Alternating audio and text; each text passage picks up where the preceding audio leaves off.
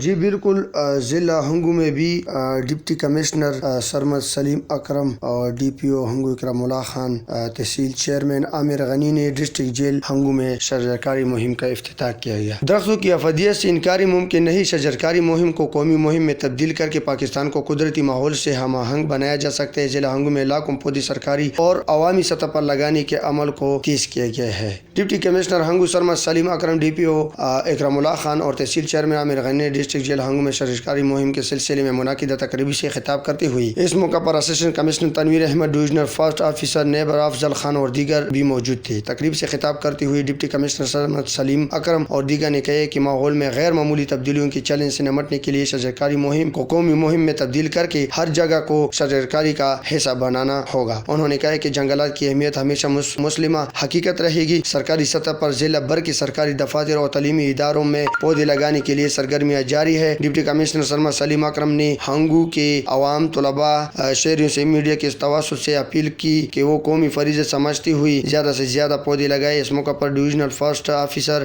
میر افضل خان نے بتایا کہ اس مہم کے دوران چیڑ، شیشم، دیار، پلائی سمیت دیگر کے پودے تقسیم کیے جا رہے ہیں اور 2.5 لاکھ سے زائد پودے لگانے کا ٹارگٹ ہے۔ تقریب میں ڈپٹی کمشنر سرمد سلیم اکرم، ڈی پی او ہنگو اکرم اللہ خان، تحصیل چیئرمین عامر غنی نے ڈسٹرکٹ جیل ہنگو میں شجرکاری مہم کے سلسلے میں پودے لگائے۔ Divisional bureau chief Kohat Hangu Shakeel مصر خان۔